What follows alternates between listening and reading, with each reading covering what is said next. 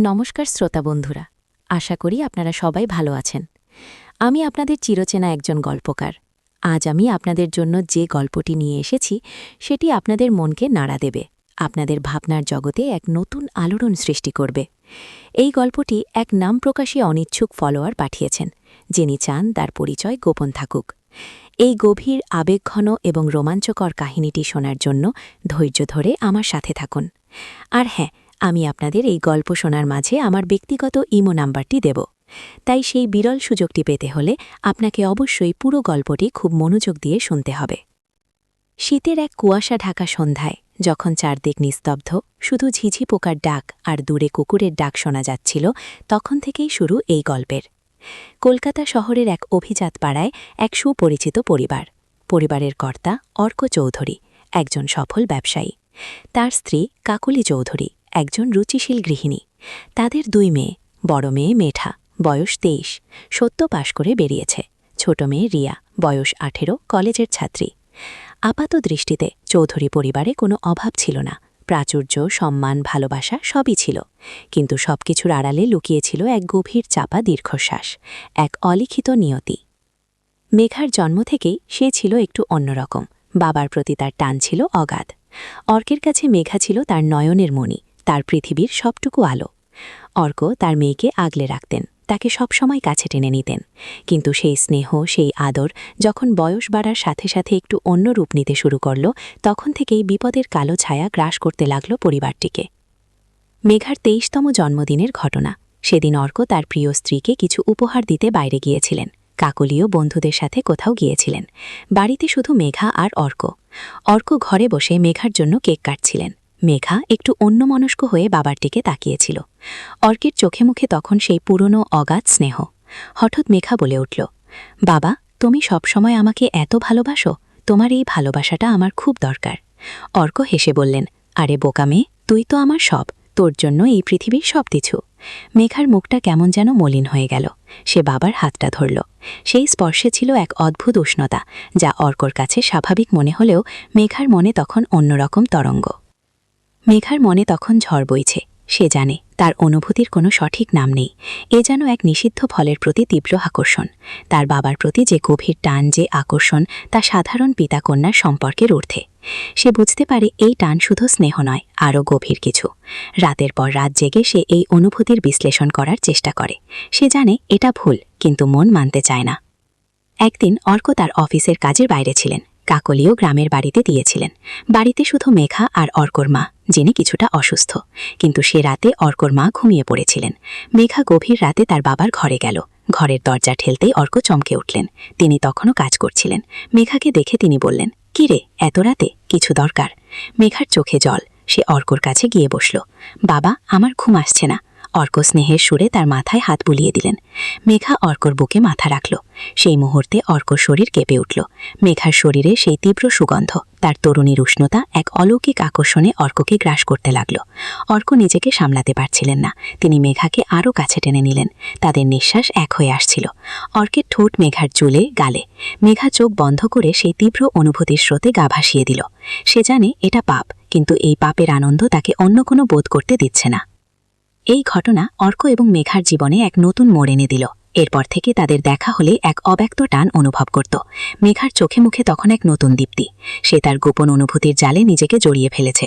অর্কও যেন এক ঘোরের মধ্যে। তিনি জানেন এটা ভুল, কিন্তু মেঘার চোখে জল দেখলে তার মনটা ভেঙে যায়। মেঘাও যেন এই নিষিদ্ধ আকর্ষণকে উপভোগ করতে শুরু করেছে। কাকলি যখন বাড়ি ফিরলেন, তখন তার চোখে মুখে এক অদ্ভুত পরিবর্তন। তিনি বুঝতে পারছিলেন সামথিং ইজ রং। অর্ক আগের মতো নেই, মেঘার আচরণও পাল্টে গেছে। কাকলি একদিন মেঘাকে জিজ্ঞেস করলেন, কি হয়েছে তোর, তুই আজকাল এত চুপচাপ থাকিস কেন? মেঘা হেসে উড়িয়ে দিল, কিছু না মা, এমনি। কিন্তু কাকলি কিছুতেই বিশ্বাস করলেন না। একদিন রাতে কাকলি অর্ককে জিজ্ঞেস করলেন, শোনো, তোমার কি কিছু হয়েছে? তুমি কি মেঘার সাথে অন্যরকম কিছু করছো? অর্ক চমকে উঠলেন, কি যাতা বলছো তুমি? আমাদের মধ্যে কি আর সাধারণ সম্পর্ক নেই? কাকলি দৃঢ় কণ্ঠে বললেন, আমার সন্দেহ হচ্ছে তোমরা দুজনেই আজকাল কেমন যেন আমার সাথে সবকিছু লুকাচ্ছ। অর্ক রেগে গিয়ে বললেন, তোমার কি কোনো সাধারণ বুদ্ধি নেই? মেঘা আমার মেয়ে, আমি ওকে ভালোবেসে যা করব তাতে তোমার কেন সন্দেহ হচ্ছে? কাকলি নীরবে কেঁদে ফেললেন। অন্যদিকে মেঘার এই নিষিদ্ধ প্রেম তাকে আরও বেপরোয়া করে তুলছিল। সে রাতের পর রাত বাবার ঘরে আসত, তাদের গোপন অভিসার চলত। অর্ক নিজেও এই টান উপেক্ষা করতে পারছিলেন না। মেঘার চোখে তখন এক অন্যরকম আগুন, সেই আগুনে অর্ক যেন পড়ে যাচ্ছিল। তাদের প্রতিটি স্পর্শ, প্রতিটি নিঃশ্বাস এক অন্য মাত্রার রোমাঞ্চ সৃষ্টি করত। অর্ক কখনো মেঘার চুলে হাত বুলিয়ে দিতেন, কখনো তার কপালে চুমু খেতেন। মেঘা তখন বাবার বুকে মুখ গুজে থাকত। তাদের শরীরের উষ্ণতা একে অপরের মধ্যে ছড়িয়ে পড়ত। অর্কের হৃদস্পন্দন তখন যেন ঝড়, মেঘারও তাই। তারা জানত এই সম্পর্ক পাপ, এই সম্পর্ক অসামাজিক, কিন্তু এই নিষিদ্ধ ভালোবাসার মাদকতায় তারা যেন মত্ত। কাকলি এই টানাপোড়েন সহ্য করতে পারছিলেন না। তিনি দেখলেন তার মেয়ে তার স্বামীর প্রেমে মগ্ন। এই সম্পর্ক যে আর সাধারণ নেই তা স্পষ্ট। কাকলি যখন এই বিষয়টি নিয়ে অর্কের সাথে কথা বলতে যেতেন, অর্ক তাকে এড়িয়ে যেতেন। কাকলি বুঝতে পারছিলেন তার কপালে অশুভ কিছু লেখা আছে। একদিন কাকলি নিজের চোখে দেখলেন, রাত তখন অনেক গভীর। তিনি ঘুম থেকে উঠে দেখলেন অর্কের ঘর খালি। তিনি ধীরে ধীরে অর্কের ঘরের দিকে এগিয়ে গেলেন। দরজার ভাগ দিয়ে যা দেখলেন তাতে তার পৃথিবী যেন দুলে উঠল। অর্ক আর মেঘা একে অপরের বাহু ডোরে। মেঘার চোখে তখন সেই অন্যরকম আগুন যা কাকলি এতদিন ধরে অনুভব করছিলেন। অর্কের মুখেও সেই ঘোর। তাদের মধ্যে তখন এক তীব্র আকর্ষণের খেলা চলছে। অর্ক মেঘার ঠোঁটে আলতোভাবে চুমু খাচ্ছেন। মেঘা চোখ বন্ধ করে সেই চুম্বনে নিজেকে সঁপে দিচ্ছে। কাকলি আর এক মুহূর্ত দাঁড়িয়ে থাকতে পারলেন না। তিনি চিৎকার করে উঠলেন, অর্ক, এ কি করছো তুমি? অর্কের সাথে সাথে মেঘাও চমকে উঠল। তারা দেখল কাকলি দরজার সামনে দাঁড়িয়ে। তাদের দুজনের মুখই ফ্যাকাশে। মেঘা দ্রুত অর্কের থেকে নিজেকে সরিয়ে নিল। অর্ক কাকলির দিকে তাকিয়ে বললেন, তুমি এখানে কি করছো? কাকলি কাঁপতে কাঁপতে বললেন, আমি কি করছি? তুমি কি করছো সেটা জিজ্ঞেস করো, নিজের মেয়ের সাথে। অর্ক কিছু বলার আগেই মেঘা বলে উঠল, মা, তুমি কি দেখছো? আমি আমার বাবাকে ভালোবাসি।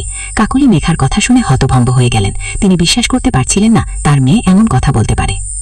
এই ঘটনার পর চৌধুরী পরিবারে ঝড় উঠল। কাকলি আর এই বাড়িতে থাকতে চাইলেন না। তিনি মেঘাকে নিয়ে অন্য কোথাও চলে যেতে চাইলেন, কিন্তু মেঘা কিছুতেই রাজি হল না। সে অর্কের কাছেই থাকতে চাইল। অর্কও যেন এক উভয় সংকটে। তিনি তার স্ত্রীকে ভালোবাসেন, আবার মেঘার প্রতি তার টানও যেন আরও গভীর হয়েছে। একদিন কাকলি অর্ককে চূড়ান্ত সিদ্ধান্ত নিতে বললেন, তুমি কি আমাকে ভালোবাসো নাকি মেঘাকে? অর্ক নীরবে দাঁড়িয়ে রইলেন। কাকলি বুঝতে পারলেন তার ভালোবাসা আজ পরাজিত। তিনি চলে গেলেন। মেঘা অর্কের কাছেই রয়ে গেল। তাদের নিষিদ্ধ প্রেম আজ যেন এক নতুন রূপ ধারণ করল, কিন্তু এই সম্পর্কের শেষ কোথায় তা কেউ জানে না। কাকলি চলে যাওয়ার পর অর্ক এবং মেঘার জীবন অন্যরকম হয়ে গেল। তাদের মধ্যে সেই তীব্র আকর্ষণ, সেই নিষিদ্ধ প্রেম আরও গভীর হল, কিন্তু এই সম্পর্কের সাথে মিশে রইল এক চাপা ভয়। তাদের এই গোপন অভিসার কতদিন টিকবে? সমাজের চোখে তাদের এই সম্পর্ক কি? মেঘার মনে আজও সেই প্রশ্ন। বাবার স্নেহের বদলে যখন অন্য কিছু দাবি করে বসল বড় মেয়েটি, সম্পর্কের এক অদ্ভুত মোড়ে দাঁড়িয়ে থাকা এক পরিবার। একদিন গভীর রাতে অর্ক এবং মেঘা জানলার ধারে বসেছিল। বাইরে তখন চাঁদ উঠেছে। মেঘার চোখে তখন সেই আদিম আগুন। অর্ক মেঘার মুখের দিকে তাকিয়ে রইলেন। তাদের ঠোঁট একে অপরের কাছাকাছি। মেঘা ফিসফিস করে বলল, বাবা, জানলার ওপাশে ওই চাঁদটা আজ কেমন মায়াবী। অর্ক মেঘার চোখে চোখ রেখে বলল, এই মায়াবী রাতে তুমিই আমার সব মায়া। হঠাৎ দরজায় টোকা বলল, কে হতে পারে এই গভীর রাতে? অর্ক আর মেঘা একে অপরের দিকে তাকালো। তাদের মনে তখন এক অজানা ভয়। চলবে।